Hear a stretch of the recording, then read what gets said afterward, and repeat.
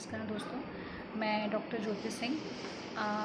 मैं अभी जयपुर से बात कर रही हूँ और अपने डेली के रूटीन में मैंने ये टाइम या वीडियो सिर्फ इसलिए बनाया है क्योंकि महाराष्ट्र सरकार को ये भी पता होना चाहिए कि जो डॉक्टर्स काम कर रहे हैं वो भी रिपब्लिक टीवी देखते हैं।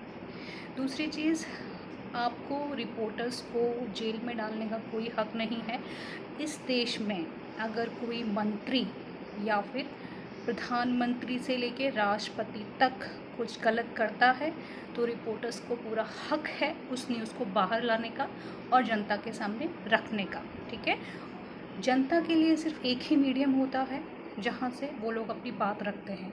अगर आप उन रिपोर्टर्स को जो दिन भर भाग दौड़ करके अपनी रिपोर्ट्स देते हैं उनको अगर जेल में डाल देंगे तो ये उनके लिए सरासर गलत है। ये आप तानाशाही का माहौल नहीं बना सकते हैं। मैं संजय राउत से कहना चाहूँगी कि संजय राउत जी, आपने जो बयान दिया है डॉक्टर्स के लिए कि डॉक्टर्स को कुछ नहीं आता और कंपाउंडर्स को ज़्यादा आता है, तो आपको ये समझना चाहिए कि इस तरह से आप डॉक्टर्स और कंपाउंडर्स दोनों की आप एक तरह से अवहेलना कर रहे हैं उनके काम की।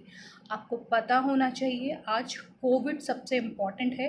हर डॉक्टर अपनी तरह से पूरी मेहनत कर रहा है।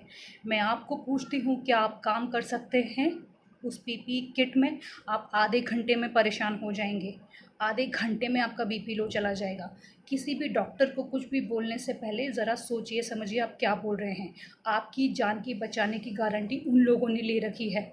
ठीक है, तो आप अगर इस तरह से किसी को भी कुछ बोलते हैं तो 50 बार सोचिए। मैं उम्र में आपसे आधी हूँ लेकिन समझदारी आपसे ज़्यादा है।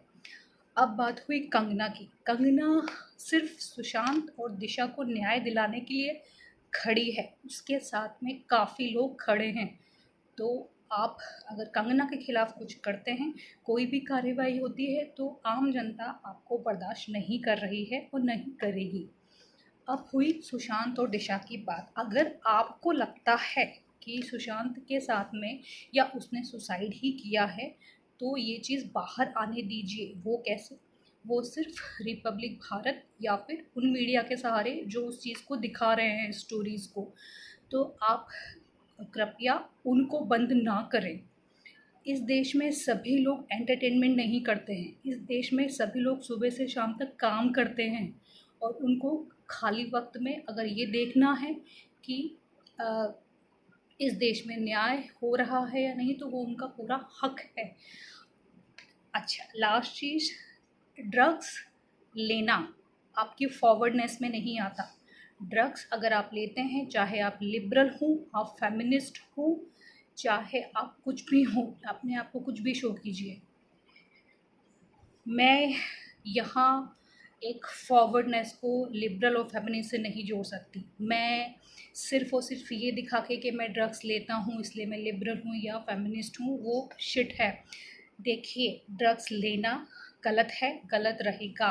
ड्रग्स और किसी भी नारकोटिक पदार्थ का सेवन कहना आपके लिए हानिकारक है, जो आपको पता है। तो जितने भी बॉलीवुड सपोर्टर्स इसका सपोर्ट कर रहे हैं कि आपको ड्रग्स लेकर, और आप उन लोगों को सपोर्टर्स में ला रहे हैं जो आपके फैंस हैं, आपके फैंस फॉलोइंग ज़्यादा हैं, वो हमें भी पता है। पर इसका मतलब ये नहीं है जो गलत है आप उसको ये प्रूव करें कि वो सही है। ड्रग्स लेना कभी भी सही नहीं है। आप ये सोचिए, कल आपके बच्चे अगर आपसे ड्रग्स मांगते हैं और उनकी हालत क्या होगी। आज सुशांत गया है, कल आपका बच्चा भी जा सकता है। तो मैं आपको यही कहूँगी कि जितने भी ड्रग्स कनेक्शंस हैं या लोग ड्रग्स ले रहे हैं, वो देश में फ्यूचर के लिए सही नहीं है। आपका बच्चों का फ्यूचर या इस देश का फ्यूचर आपके हाथ में है। जो आप डिसीज़न लेंगे कल, वही आपके छोटे बच्चे या आगे जनरेशन फॉलो करेगी। तो आपको इस चीज़ के बारे में सोचना है। मैं बस आपसे यही सब कहूँगी। जय महाराष्ट्र नहीं कहूँगी क्योंकि मैंने 11 साल अपनी सेवाएं मुंबई में दी हैं। मैं मानती हूँ इस देश में हर इंसान को हर जगह रहने का हक है। इंडिया के किसी कोने में काम करने का हक है, इंडिया से बाहर भी जाने का हक है और वहाँ अपनी सेवाएं देने का हक है। इसलिए मैं एक